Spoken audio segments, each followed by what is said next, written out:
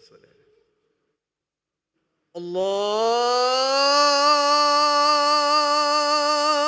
الله أكبر الله أكبر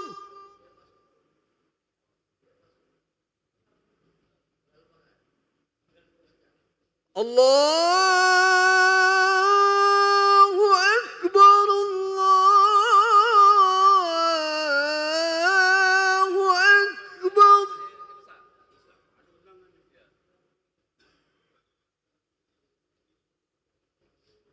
أشهد أن لا إله إلا الله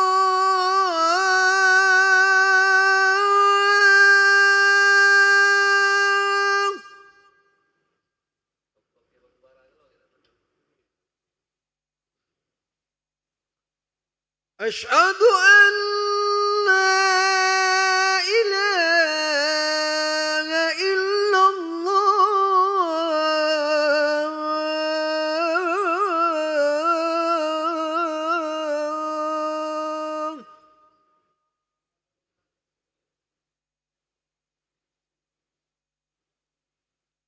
أشهد أن محمد رسول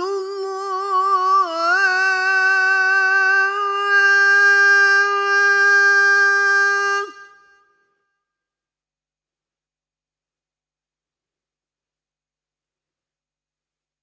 أشهد أن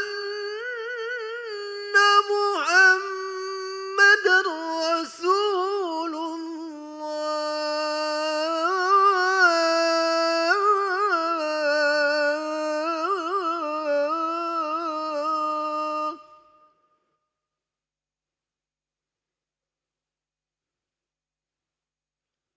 هيا على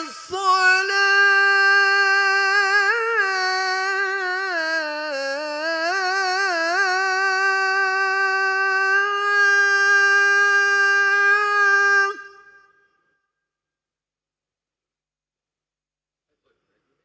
هيا على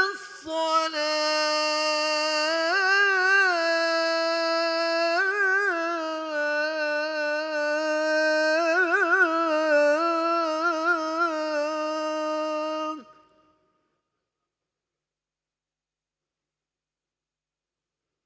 هيا على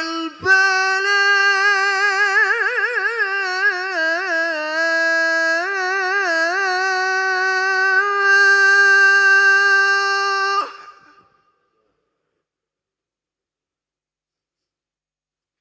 هيا على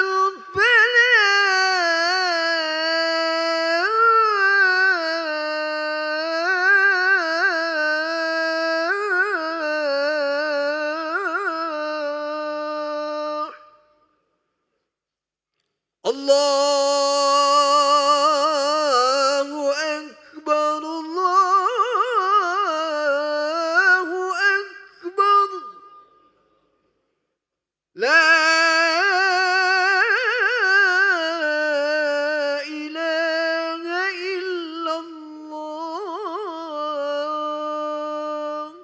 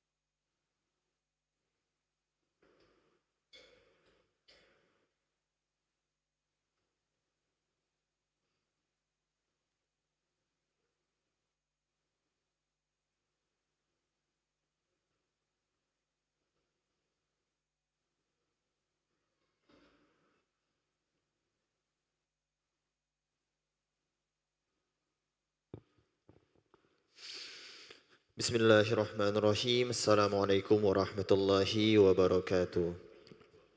Alhamdulillahi rabbil alamin. Allahumma salli ala sayyidina Muhammad wa ala ali sayyidina Muhammad, amma ba'du. Hadirin para jemaah yang berbahagia, selamat datang ahlan wa sahlan wa marhaban bihudurikum fil Masjid Sultan Mahmud Badarudin Jaya Wikrama Palembang. Hari ini hari Rabu tanggal 25 Syawal 1446 Hijriah bertepatan dengan 23 April 2025 Miladiah. Mari bersama kita melaksanakan salat maghrib berjamaah.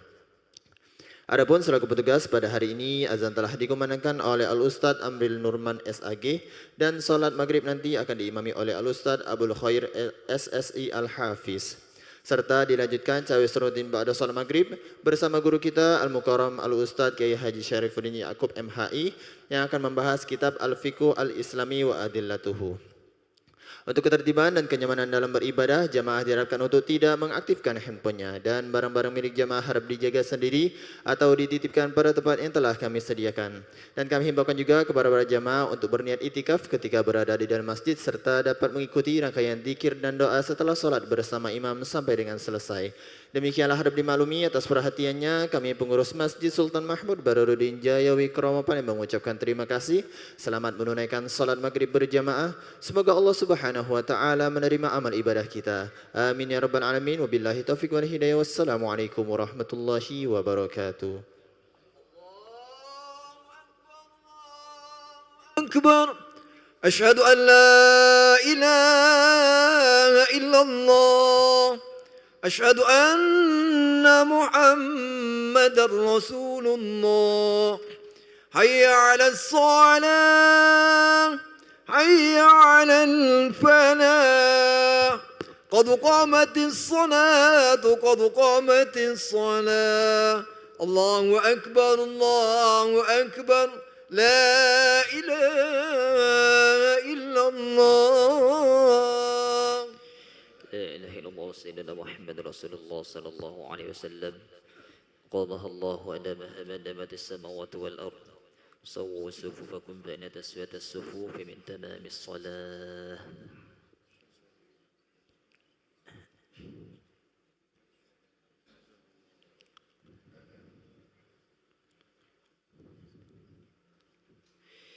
الله أكبر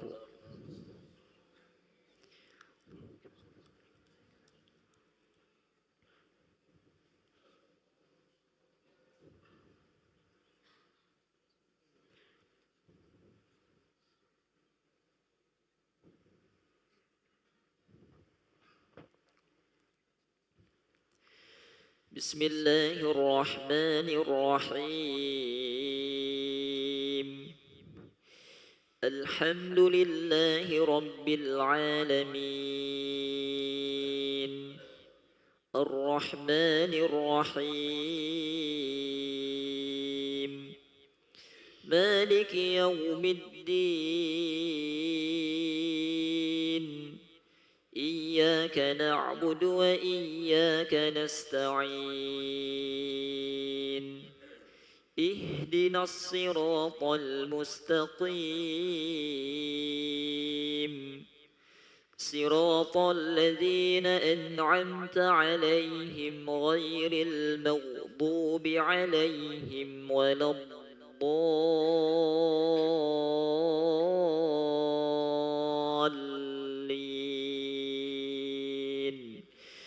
آمين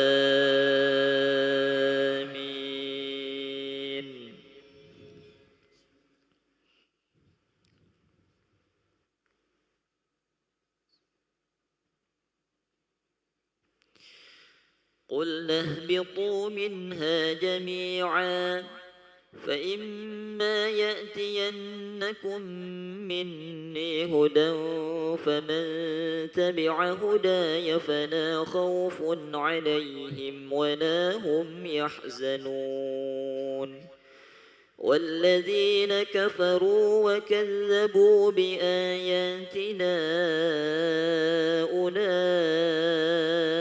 أصحاب النار هم فيها خالدون يا بني إسرائيل اذكروا نعمتي التي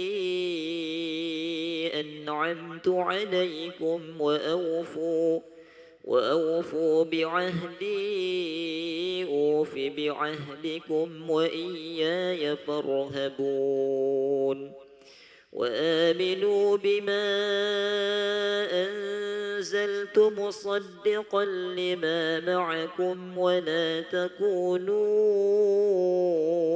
أول كافر به ولا تشتروا بآياتي ثمنا قليلا وإياي فاتقون ولا تلبسوا الحق بالباطل وتكتموا الحق وأنتم تعلمون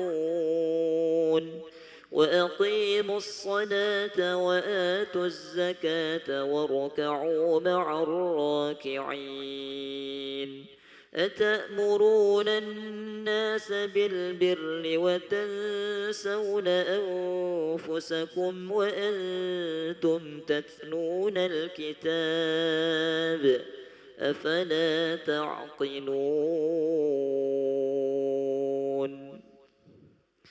الله أكبر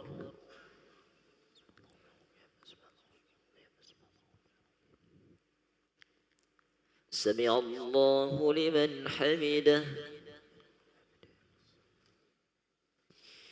الله أكبر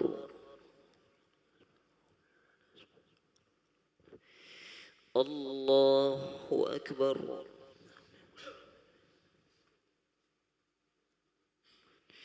الله أكبر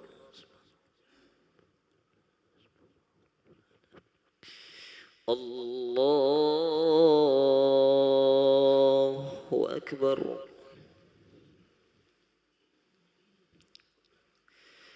بسم الله الرحمن الرحيم الحمد لله رب العالمين الرحمن الرحيم مالك يوم الدين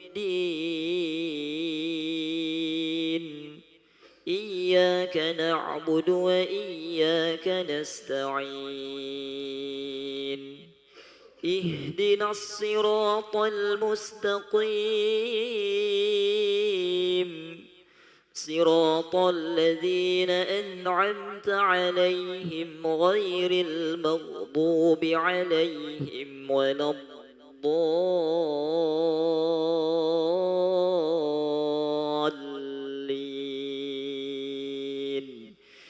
آمين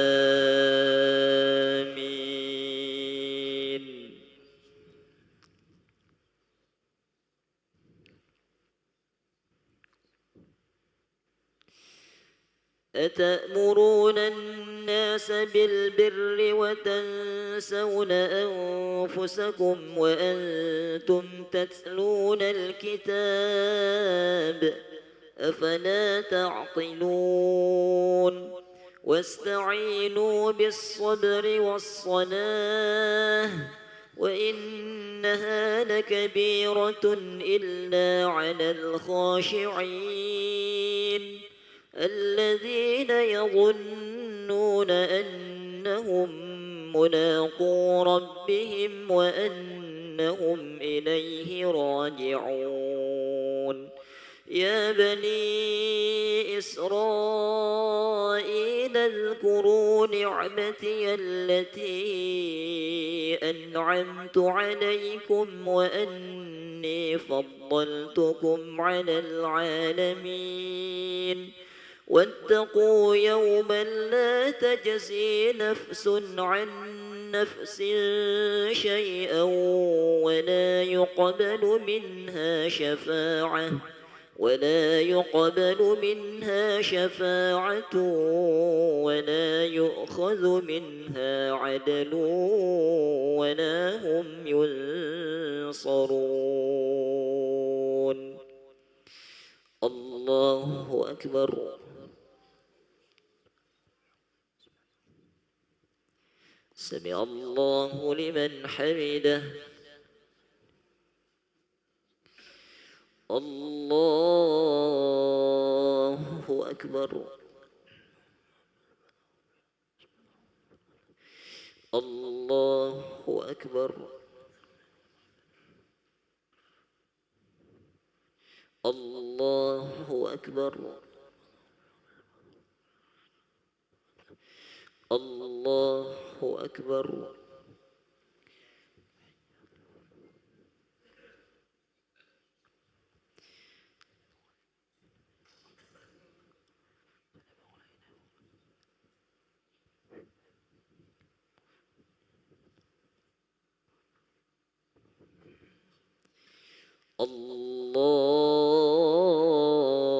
الله أكبر.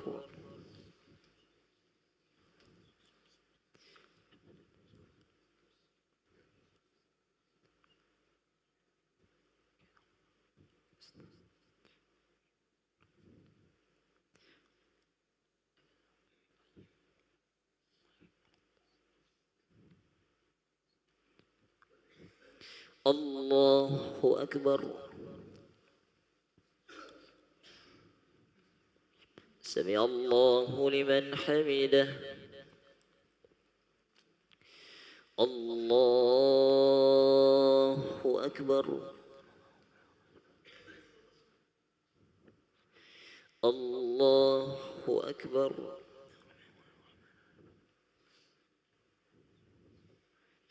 الله أكبر.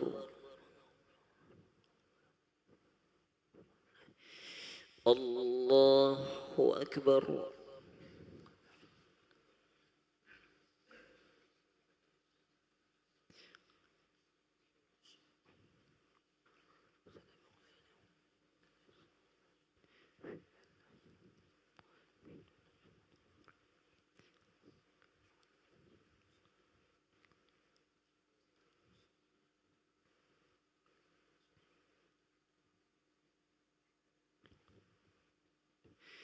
السلام عليكم ورحمة الله.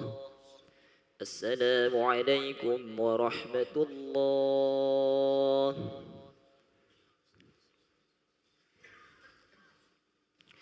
استغفر الله العظيم الذي لا إله إلا هو الحي القيوم ونتوب إليه.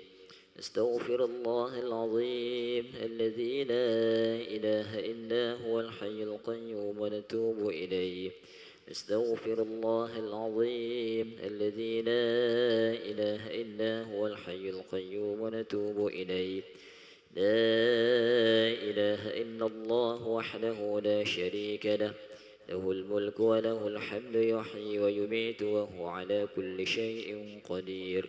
لا إله إلا الله وحده لا شريك له. له الملك وله الحمد يحيي ويميت وهو على كل شيء قدير. لا إله إلا الله وحده لا شريك له. له الملك وله الحمد يحيي ويميت وهو على كل شيء قدير. لا إله إلا الله وحده لا شريك له. له الملك وله الحمد يحيي ويميت وهو على كل شيء قدير. لا إله إلا الله وحده لا شريك له. له الملك وله الحمد يحيي ويميت وهو على كل شيء قدير. لا إله إلا الله وحده لا شريك له. له الملك وله الحمد يحيي ويميت وهو على كل شيء قدير. لا إله إلا الله وحده لا شريك له. له الملك وله الحمد يحيي ويميت وهو على كل شيء قدير. لا إله إلا الله وحده لا شريك له. له الملك وله الحمد يحيي ويميت وهو على كل شيء قدير. لا إله إلا الله وحده لا شريك له. له الملك وله الحمد يحيي ويميت وهو على كل شيء قدير.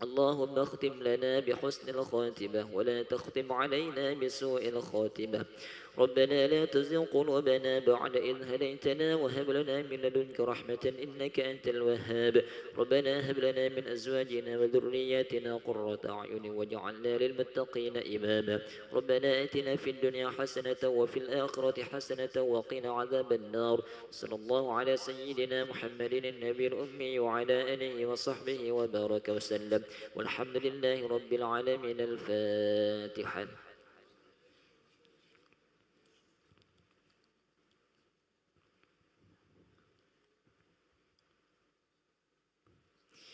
آمين يا الله، آمين يا رحمن، آمين يا رحيم، آمين يا مجيب السائلين، ولا حول ولا قوة إلا بالله العلي العظيم. اللهم عافنا من كل بلاء الدنيا وعذاب الآخرة وشر الدنيا وشر الآخرة، وغفر الله لنا ولهم برحمتك يا أرحم الراحمين.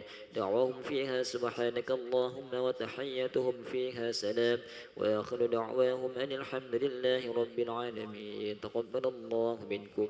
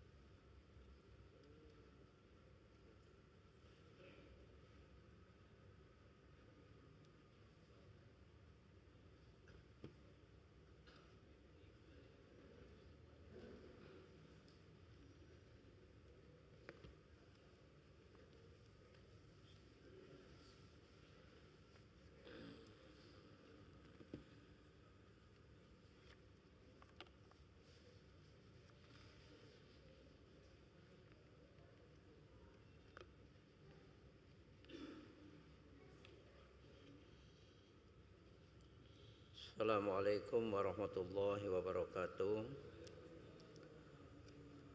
Alhamdulillahi rabbil alamin. Wa bihi nasta'inu ala umuri dunya waddin. Asyhadu an la ilaha illallah wahdahu la syarikalah. Wa asyhadu anna Muhammadan abduhu wa rasuluh. Allahumma shalli ala sayyidina Muhammadin wa ala alihi wa sahbihi ajma'in.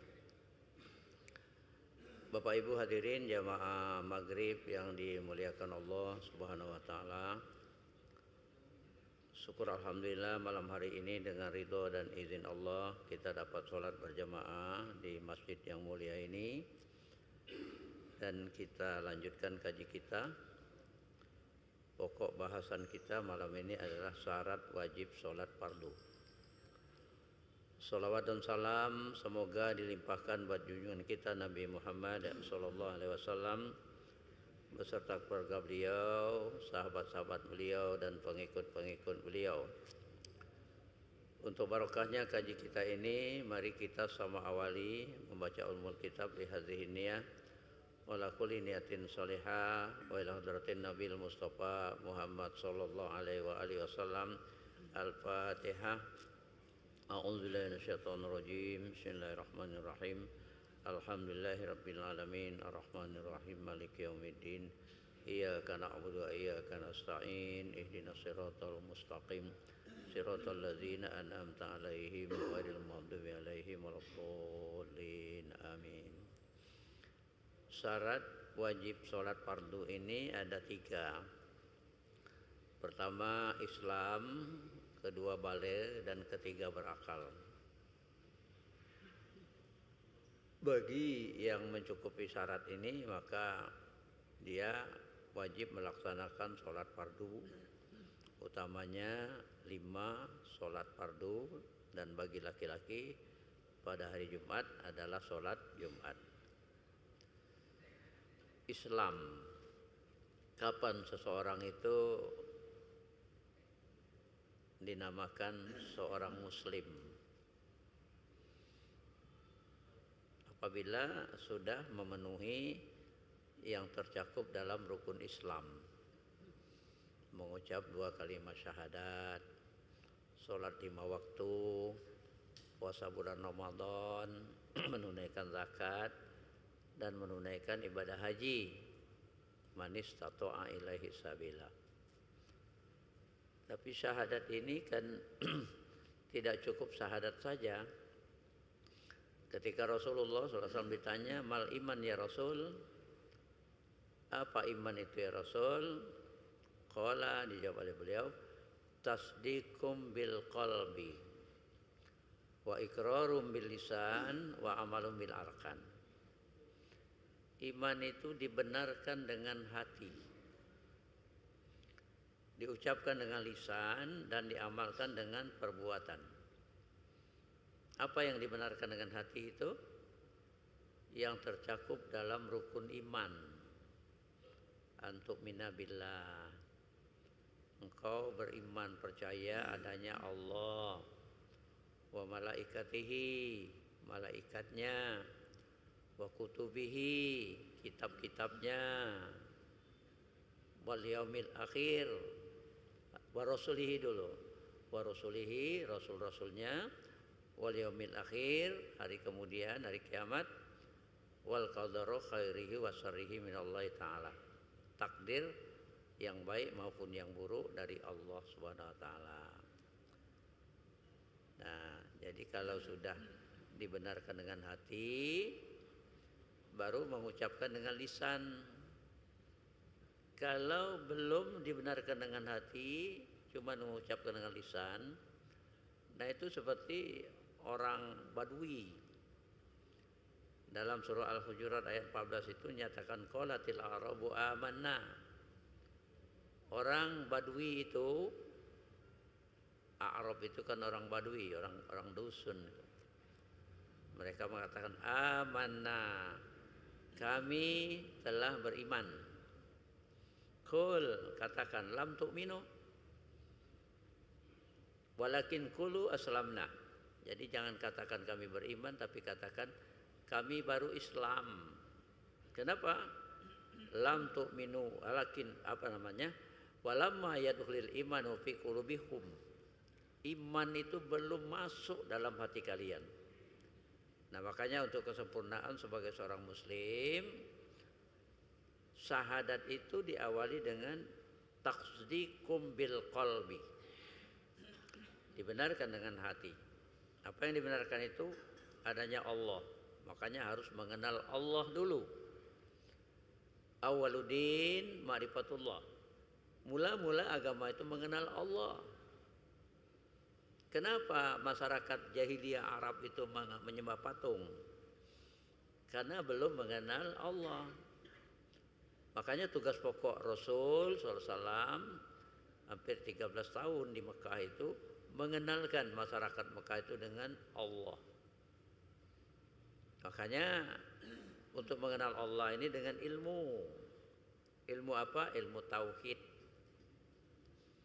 Ilmu tentang keesaan Allah Subhanahu wa taala. Maka diisyaratkan Allah, fas'alu ala zikri in kuntum la ta'lamun. Tanyakan kepada yang ahli kalau kalian tidak mengetahui. Nah, yang ahli ilmu tauhid ini dalam akidah Ahlussunnah wal Jamaah adalah Abu Hasan Al-Asy'ari, manhaj Abu Hasan Al-Asy'ari dan Imam Al-Maturidi. Jadi itu dalam konteks akidah Ahlussunnah wal Jamaah. Jadi jangan salah milih akidah. Ada Syiah, ada Wahabi, ada Khawarij, ya, ada Mu'tazilah. Nah, Syiah ini kan terbagi pula, ada Syiah Imamiyah, ada Syiah Zaidiyah, ada Syiah Ismailiyah, ada Syiah Ja'fariyah. Karena itu jangan salah memilih. Kalau salah akidah, salah pula langkah. Kalau akidah Wahabi itu ziarah ke kuburan itu syirik. Dalam Ahlussunnah sunat itu. Dianjurkan oleh Rasulullah sallallahu alaihi wasallam, ya. Kuntu nahaitukum an ziyaratil kubur fazuruha. Dulu saya melarang kalian ziarah ke kubur, sekarang ziarahlah. Dengan ziarah itu akan mengingatkan pada mati dan mengingatkan pada akhirat. Ketika Ibunda Siti Aisyah radhiyallahu anha kembali dari kuburan, ditanya, dari mana engkau wahai Ibunda Aisyah? Dari ziarah ke kuburan saudaraku Abdurrahman bin Abu Bakar. Kan dilarang Rasul? Enggak, katanya. Dulu Rasul melarang. Hadis tadi itu. Nah, jadi Ahlussunnah wal Jamaah ziarah ke kubur itu sunnah Rasul, bahkan dianjurkan Rasul. Man dakhala maqabir faqara surat Yasin uhdiya sawabah lil amwat khaffafallahu anhum yauma idzin. Siapa yang masuk area pekuburan lalu membaca surah Yasin, dihadiahkan pahalanya buat orang yang mati di kuburan itu. Seketika itu juga Allah meringankan siksa kuburnya. Bahkan ketika Rasul SAW melewati dua kuburan, orang yang di dua kuburan ini sedang disiksa, bukan karena dosa besar. Yang satu karena kencingnya tidak bersih, tidak beristinja. Yang satunya karena anamimah, suka adu domba orang. Lalu Rasulullah SAW minta ambilkan pelepah kurma yang masih hidup. Dipotong dua, ditancapkan di masing-masing kuburan ini. Kata Rasulullah SAW, selama pelepah kurma ini belum kering, siksa kubur kedua orang ini diringankan Allah Subhanahu wa taala. Nah, komentar Imam Nawawi bahwa kurma yang belum kering itu bertasbih. Coba tasbih pelepah kurma saja dapat meringankan siksa kubur. Gitu ya. Memang yusabbihu lahu ma fis samawati wa ma fil ardh. Bertasbih kepada Allah segala apa yang ada di langit dan yang ada di bumi ini. Burung-burung itu bertasbih, binatang ternak itu bertasbih. Ya. Nah, jadi kembali kepada akidah, jangan salah memilih akidah. Kalau salah memilih akidah, salah langkah pula kan. Kan iftaraqat ummati ala salasi wa sab'ina millah kulluhum finnar illa millatan wahida, kata Rasul. Akan terpecah umatku ini menjadi 73 golongan. Semuanya di neraka. Ya, illa millatan wahida, kecuali satu saja yang tidak di neraka. Sahabat bertanya, "Wa man hiya ya Rasul?" Siapa mereka itu ya Rasul? Qala ma ana alaihi wa ashabi. Mereka yang mengikuti sunnahku dan sunnah sahabat-sahabatku. Itulah kata Syekh Abdul Qadir Al-Jailani, ahlus sunnah wal jamaah.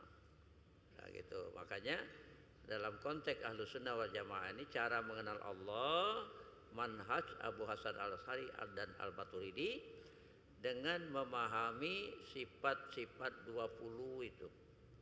Wujud, qidam, baqa, muhalafat ta'ala lil hawadis, qiyamuhu ta'ala binafsi, wahdaniyat, qudrat, iradat, ilmu, khayat, sama, basar, kalam. Nah, jadi beragama Islam ini serius. Ya. Jangan sambil lewat. Diawali dengan belajar. Pertama ilmu tauhid. Jadi tasdiqum bil qalbi, dibenarkan dengan hati adanya Allah, malaikat, ya, kitab-kitab Allah. Kitab Allah itu kan Zabur, Taurat, Injil, Al-Quran. Diimani segala apa yang ada di dalam Al-Quran itu benar adanya dan tidak boleh didustakan, tidak boleh diingkari. Itu maksudnya itu. Kemudian wa rusulihi, rasul-rasulnya ada 25 yang wajib kita kenal, mulai dari Adam, Idris, Nuh, Hud, Saleh dan seterusnya sampai terakhir Nabi Muhammad sallallahu alaihi wasallam. Yakin, dengan meyakini bahwa Nabi Muhammad sallallahu alaihi wasallam adalah utusan Allah, maka wa ma yantiqu anil hawa in huwa illa wahyu yuha. Nabi Muhammad itu tidak bicara atas dasar nafsunya, tapi beliau bicara dengan wahyu. Jadi apa yang dibicarakan Rasul itu benar adanya, ya, harus kita yakini. Kemudian wal yaumil akhir, hari kemudian pasti kiamat ini. Cuman kata Rasul kepada Ali bin Abi Thalib, ya Ali, selama Allah disebut di muka bumi ini tidak akan terjadi kiamat. Ya. Oh, benar. Rasul bilang seperti itu. Makanya mekanisme kiamat itu pertama kan tiupan sangkakala pertama itu menakutkan saja. Belum mematikan. Ibu-ibu yang sedang hamil langsung keguguran saking takutnya. Yang sedang menyusui terlepas. Tidak ada ngurusi orang lain. Takut. Setakut-takutnya. Nah 40 kemudian sesudah itu sudah tiupan sangkakala pertama, tapi Abu Hurairah tidak menjelaskan 40 tahun atau 40 hari, ya, 40 saja. Baru tiupan sangkakala kedua. Sebelum tiupan sangkakala kedua yang mematikan itu, angin berhembus, angin sepoi-sepoi, terhirup oleh orang-orang mukmin, mati. Jadi orang mukmin ini mati bukan karena tiupan sangkakala, tapi terhisap kepada angin sepoi-sepoi. Mati semua orang-orang mukmin. Tak ada lagi yang menyebut nama Allah. Makanya tiupan sangkakala kedua mematikan. Mati semua. Ditanya Allah, wahai Israel, masih ada yang hidup? Engkau sendiri ya Allah yang tahu. Jibril, Mikail, Israfil, malaikat pemangku aras. Matikan semua. Kullu nafsin za'iqatul maut. Dimatikan semua oleh malaikat Israel. Masih ada yang hidup? Aku sendiri ya Allah. Matikan kau sendiri. Kata Rasul, Israel pergi antara surga dan neraka. Dia memisahkan ruhnya sendiri, terjerit. Kalau saya tahu begitu sakit memisahkan ruh ini, tentu dulu aku mencabut ruh-ruh orang mukmin itu dengan pelan-pelan. Sekarang masih belum pelan-pelan. Nanti baru tahu dia. Lalu hujan turun terus menerus, rata bumi ini. Allah berseru, mana raja-raja yang sombong-sombong itu? Tak ada jawaban. Mana anak-anak raja yang pongah-pongah itu? Tak ada jawaban. Ya, lalu tumbuh dari kuburan kita masing-masing seperti sayur kubis, tapi menjelma sebagai manusia. Lalu dihidupkan lagi oleh Allah, Jibril, Mikail, Israel, Israfil. Setelah dihidupkan, diperintahkan kepada Israfil untuk meniup sangkakala ketiga. Ditiup sangkakala ketiga, maka ruh-ruh kita ini masuk ke dalam jasad tubuh yang sudah disiapkan Allah dari kubur kita masing-masing. Ya. Lalu berbaris digiring ke mahsyar dalam 12 kelompok. Kelompok pertama tidak punya tangan, tidak punya kaki, bisa berjalan. Ada suara-suara, inilah yang jahat dengan tetangga. Ada kelompok yang berjalan terbalik. Ada suara, inilah yang suka berzina. Ada kelompok menyerupai babi. Inilah yang meninggalkan sholat. Nah, jadi bicara kita ini wajib sholat ini pertama muslim tadi. Muslim ini pertama tasdiqum bil qalbi, karena diisi dengan iman. Iman pada Allah, malaikat, kitab, rasul, hari kemudian qada dan qadar, baik yang buruk maupun yang baik dari Allah SWT. Lalu setelah dia membenarkan rukun iman itu dengan hatinya, kewajiban yang kedua sesudah itu adalah iqrarum bil lisan. Asyhadu alla ilaha illallah wa asyhadu anna Muhammadar Rasulullah. Aku bersaksi bahwa sesungguhnya tiada Tuhan selain Allah, dan aku bersaksi bahwa Muhammad itu adalah utusan Allah. Setelah ikrar ini, kewajibannya wa amalum bil arkan, mengamalkan dengan anggota badan.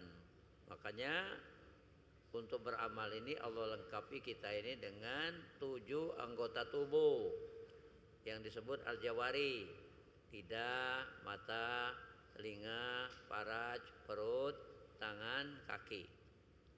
Karena tugas kita beramal. Ya. Dalam surah Al-Mulk itu Allah nyatakan bahwa allazi khalaqal mauta wal hayata liyabluwakum ayyukum ahsanu amala.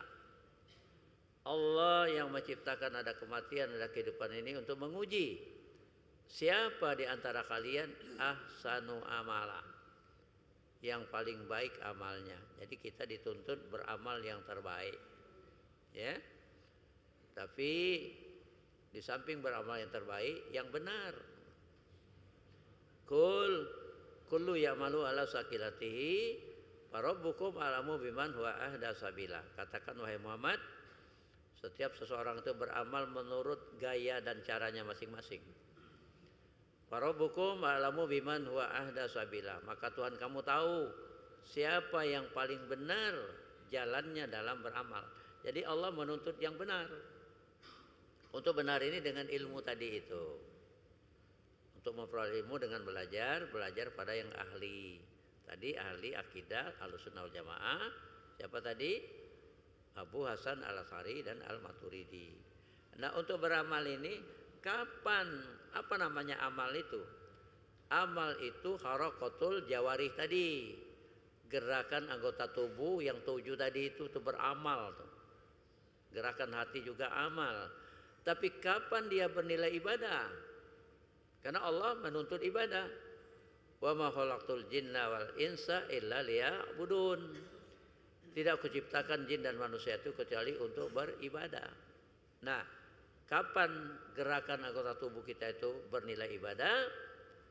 Apabila gerakan anggota tubuh dan hati kita itu berpedoman dengan syariat, dituntun oleh syariat.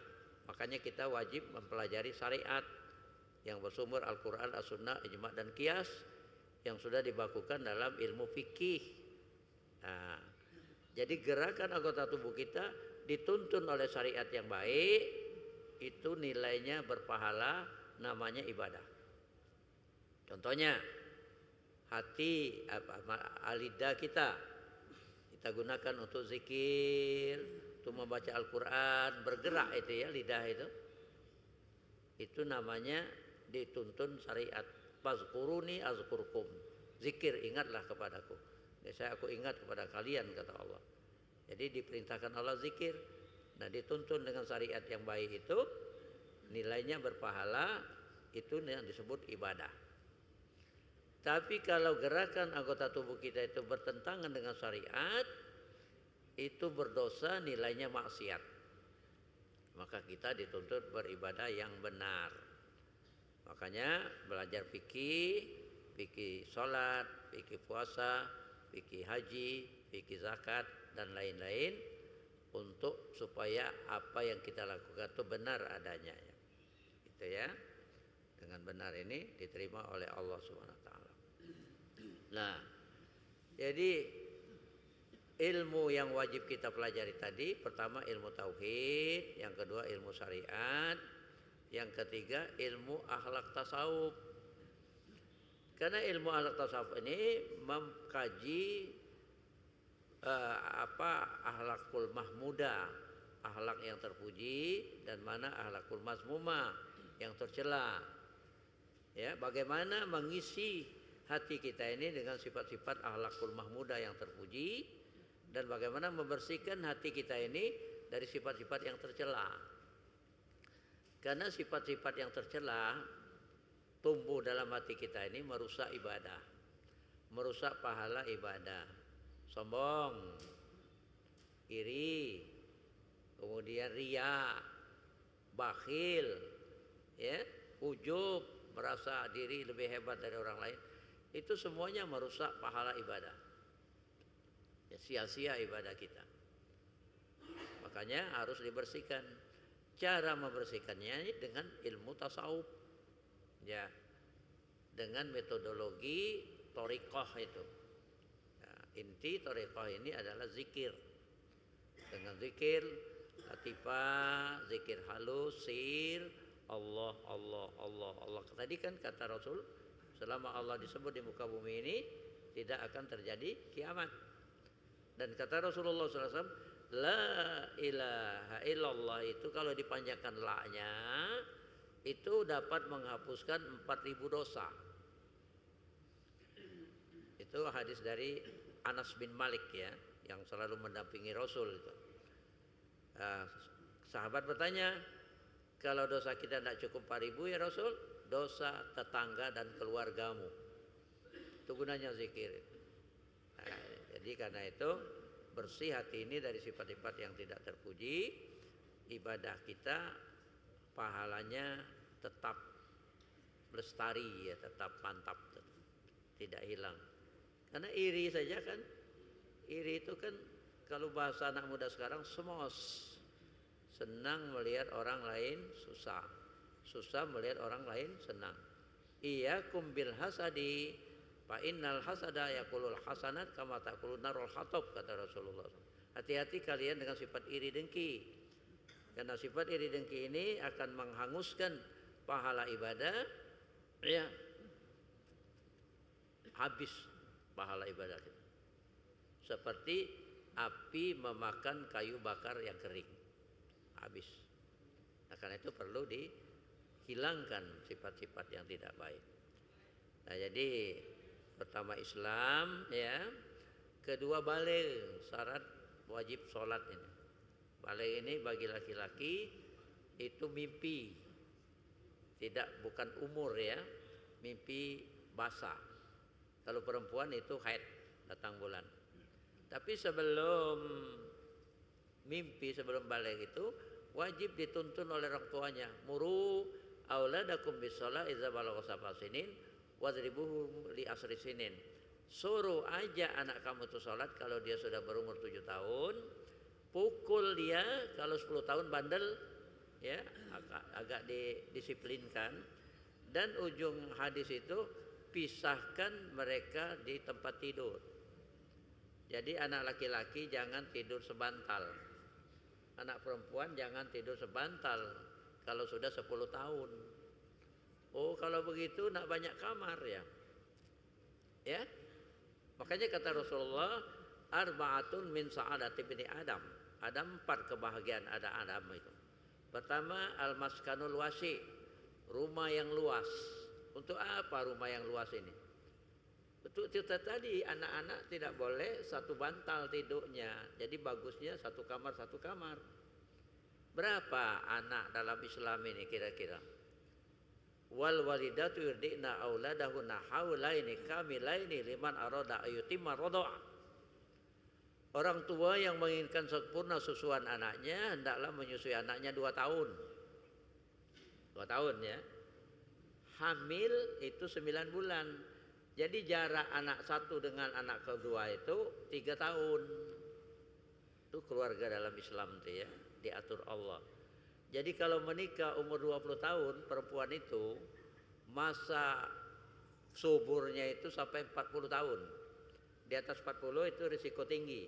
Jadi punya masa 20 tahun. Kalau 3 satu anak 3 kali 7. 7 itu ya. Ya jangan dibatasi 2 wae. Islam tidak membatasi kan. Ban Rasul bangga kelak kalau umatnya ini banyak, umat Islam ini. Jadi dengan 7 anak, perempuan 3, laki-laki 4, kamarnya enggak banyak. Nah itu maksudnya arba'atun min sa'adati bin Adam. Ada 4 kebahagiaan anak Adam itu kata Rasul. Yang pertama al-maskanul wasi. Kenapa tidak boleh tidur sebantal? Dikhawatirkan kaget homo. Laki-laki sama laki-laki tidur sebantal 10 tahun, khawatir itu. Perempuan sama perempuan tidur sebantal, dikhawatirkan nanti lesbi. Dan ini kalau homo dan lesbi itu mengumpan murka Allah Subhanahu wa taala. Ya. Kan dalam surah Al-Isra ayat berapa itu? 16. A'udzubillahi minasyaitonir rajim. Wa iza aradna an nuhlika qaryatan amarna mutrafiha fafasaku fiha fahaqqo 'alaihal qaul fadamarnaha tadmira.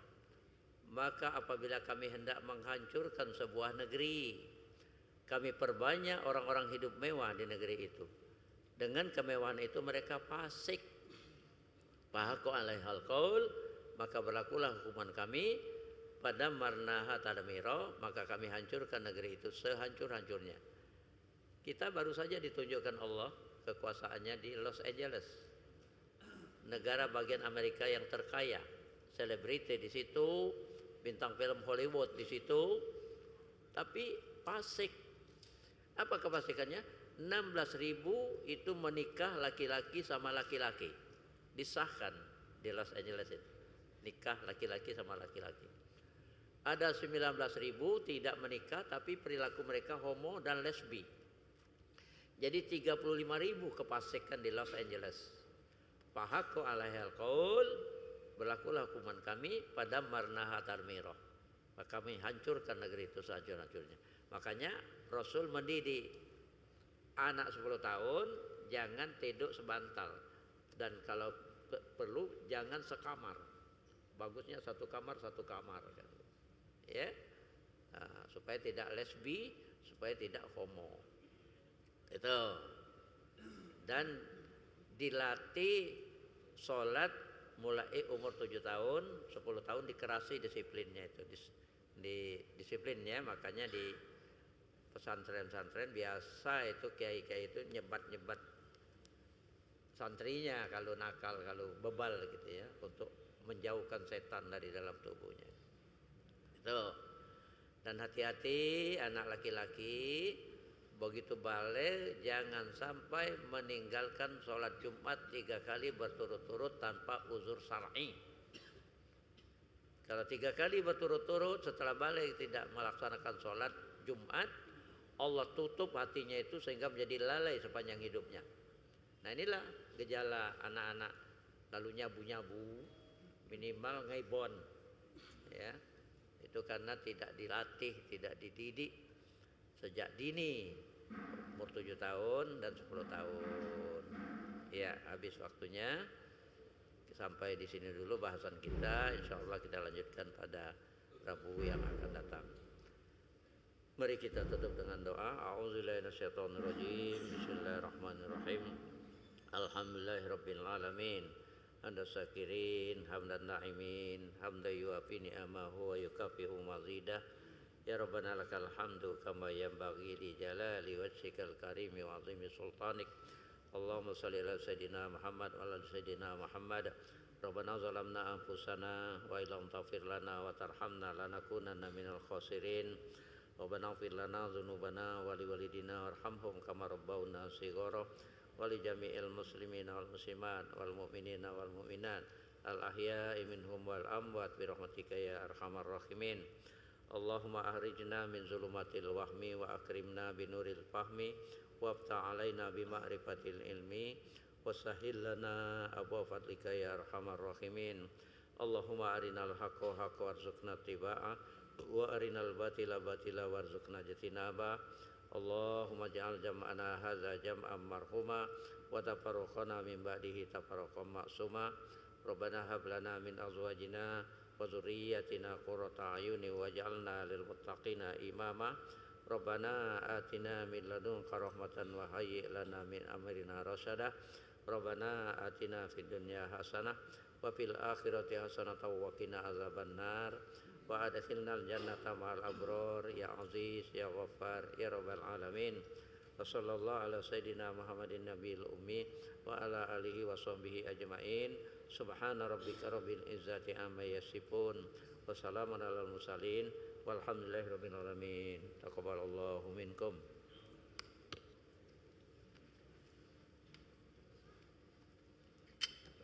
Allahumma shalli. Allahu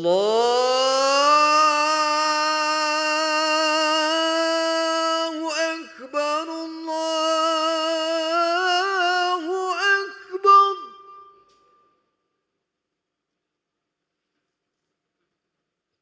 Allahu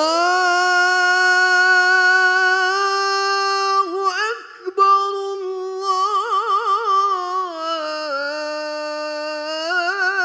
Allahu akbar.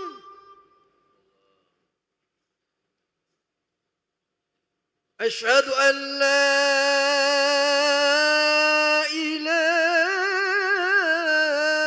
illallah.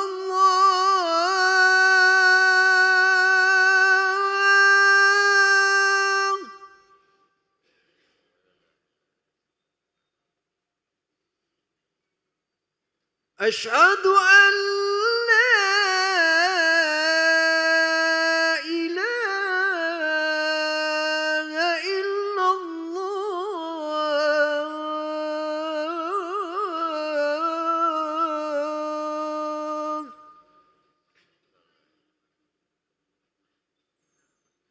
Asyhadu anna Muhammadar Rasulullah.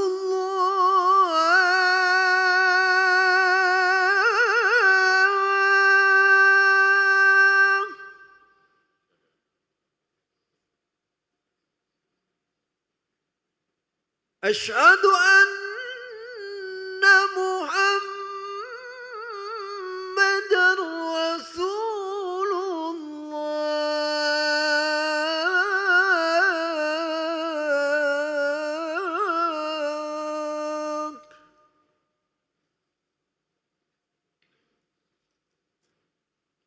Hayya 'alas salah.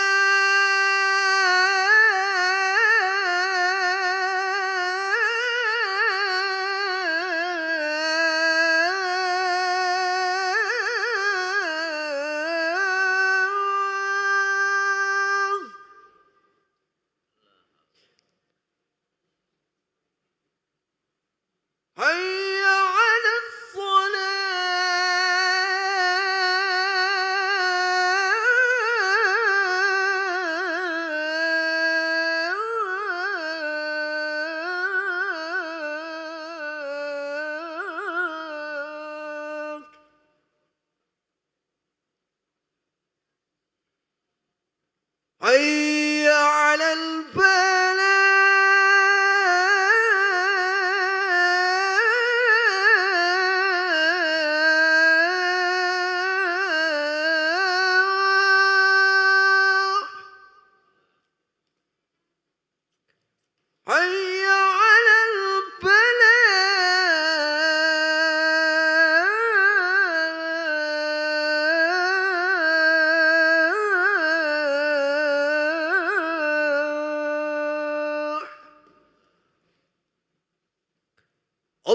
الله أكبر الله أكبر لا إله إلا الله.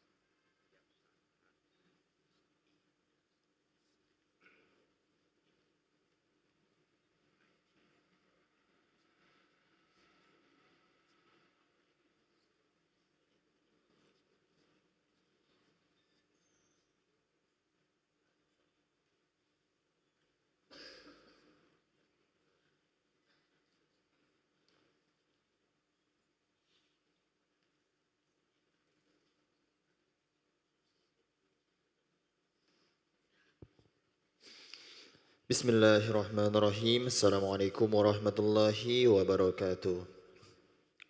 Alhamdulillahi Rabbil Alamin. Allahumma salli ala Sayyidina Muhammad wa ala ali Sayyidina Muhammad, amma ba'du. Hadirin para jamaah yang berbahagia, selamat datang ahlan wa sahlan wa marhaban bihudurikum fil Masjid Sultan Mahmud Badarudin Jaya Wikrama Palembang. Hari ini hari Rabu tanggal 25 Syawal 1446 Hijriah bertepatan dengan 23 April 2025 Miladiah. Mari bersama kita melaksanakan salat Isya berjamaah. Adapun selaku petugas pada hari ini, azan telah dikumandangkan oleh Al-Ustadz Amril Nurman SAG dan salat Isya akan diimami oleh Al-Ustadz Abdul Khair SSI Al-Hafiz. Serta dilanjutkan majelis zikir Rotib Saman bersama Al-Mukarram Al-Ustadz Kemas Haji Andi Syarifuddin MAG. Untuk ketertiban dan kenyamanan dalam beribadah, jamaah diharapkan untuk tidak mengaktifkan handphonenya dan barang-barang milik jamaah harap dijaga sendiri atau dititipkan pada tempat yang telah kami sediakan. Dan kami himbaukan kepada para jamaah untuk berniat itikaf ketika berada di dalam masjid serta dapat mengikuti rangkaian zikir dan doa setelah salat bersama imam sampai dengan selesai. Demikianlah harap dimaklumi atas perhatiannya kami pengurus Masjid Sultan Mahmud Bararuddin Jayawi Kromo Palembang mengucapkan terima kasih.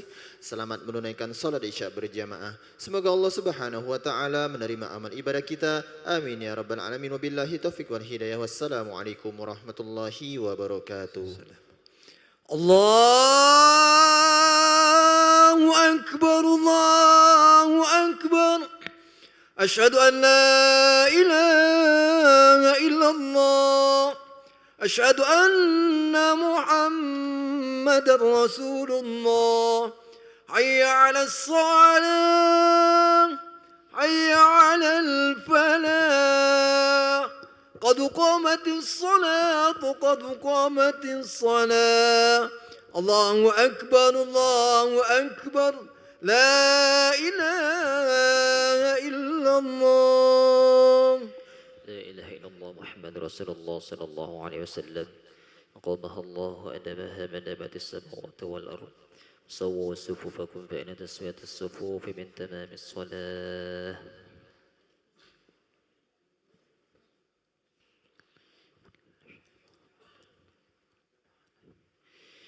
الله أكبر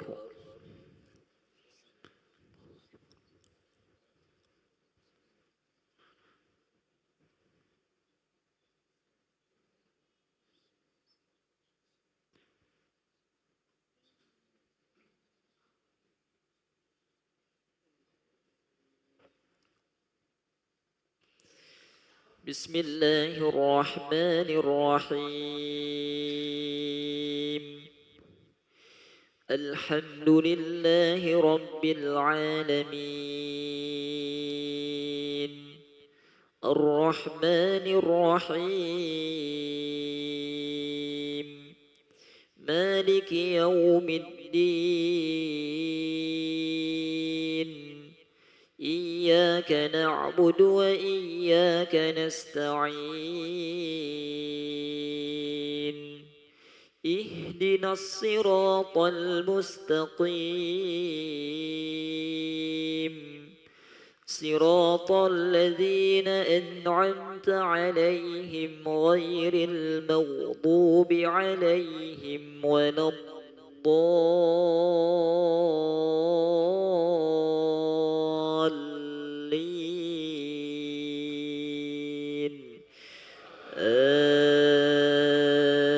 آمين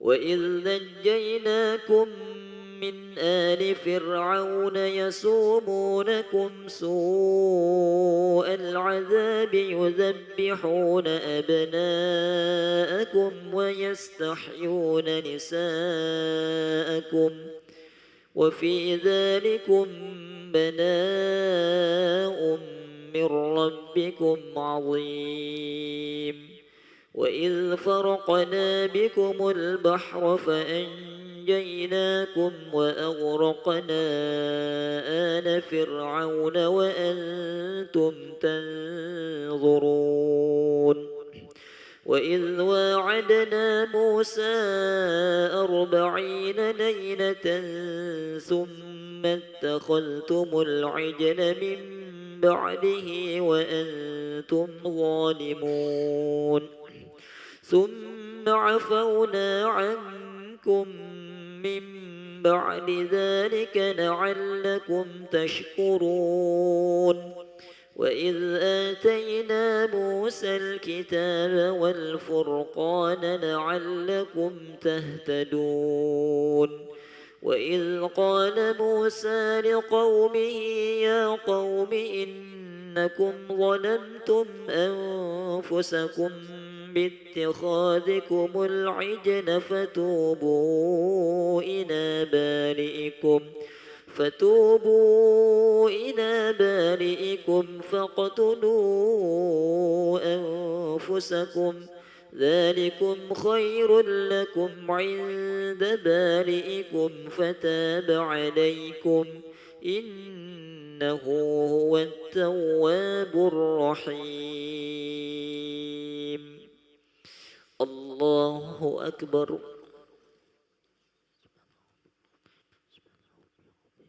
سمع الله لمن حمده.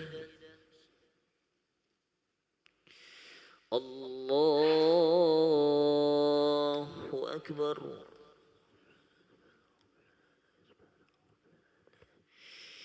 الله أكبر.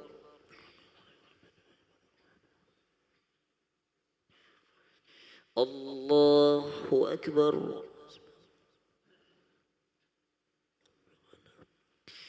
الله أكبر.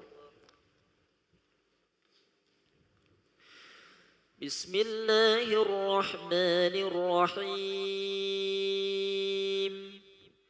الحمد لله رب العالمين الرحمن الرحيم مالك يوم الدين إياك نعبد وإياك نستعين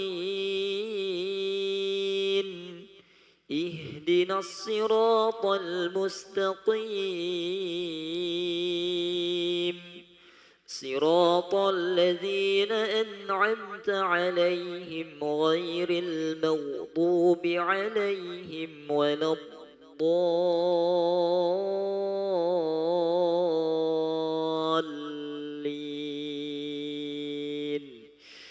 آمين.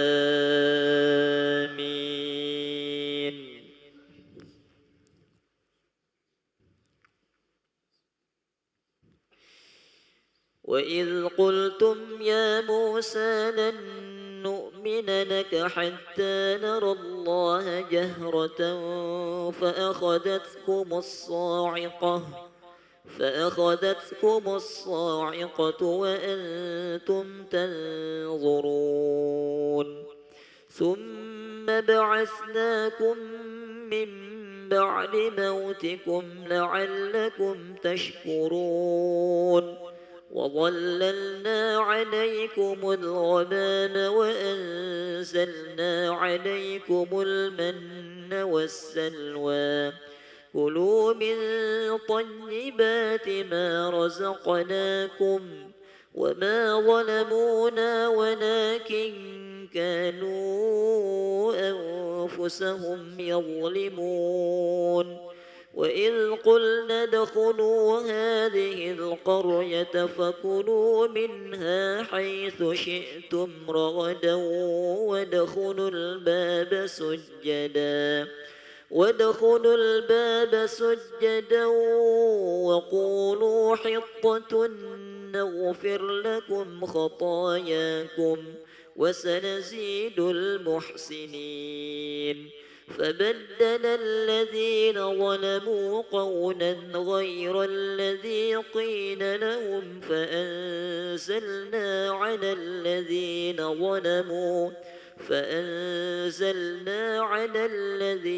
ظلموا رجزا من السماء بما كانوا يفسقون. الله أكبر. سمع الله لمن حمده. الله أكبر. الله أكبر. الله أكبر. الله أكبر.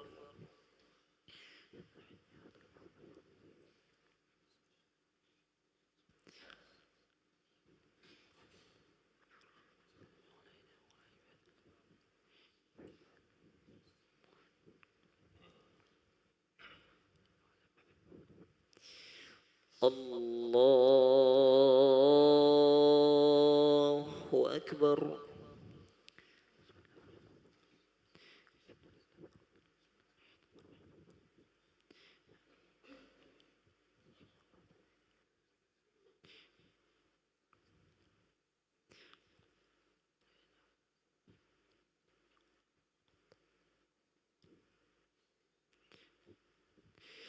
الله أكبر.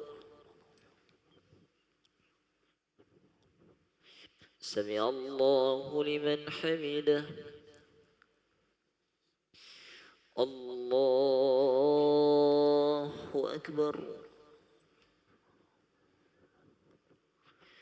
الله أكبر.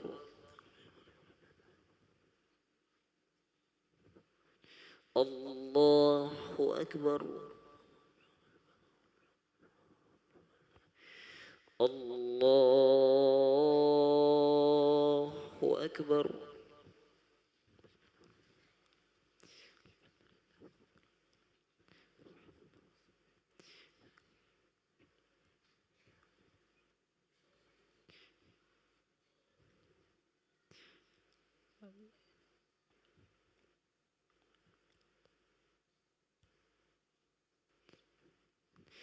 الله أكبر.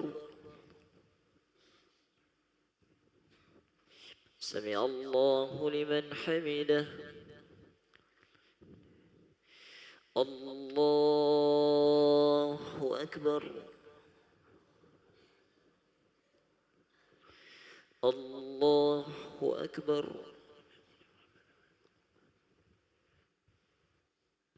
الله أكبر.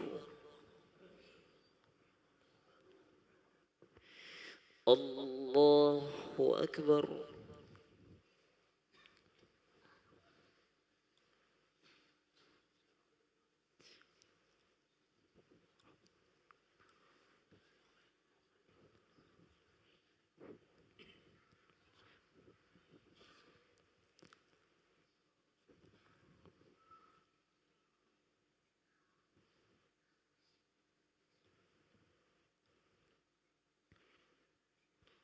السلام عليكم ورحمة الله. السلام عليكم ورحمة الله.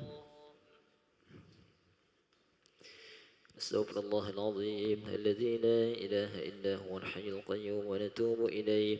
أستغفر الله العظيم الذي لا إله إلا هو الحي القيوم ونتوب إليه.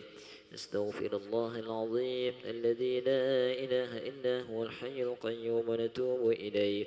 لا إله إلا الله وحده لا شريك له، له الملك وله الحمد يحيي ويميت وهو على كل شيء قدير. لا إله إلا الله وحده لا شريك له، له الملك وله الحمد يحيي ويميت وهو على كل شيء قدير. لا إله إلا الله وحده لا شريك له، له الملك وله الحمد يحيي ويميت وهو على كل شيء قدير. لا إله إلا الله وحده لا شريك له، له الملك وله الحمد يحيي ويميت وهو على كل شيء قدير. لا إله إلا الله وحده لا شريك له، له الملك وله الحمد يحيي ويميت وهو على كل شيء قدير.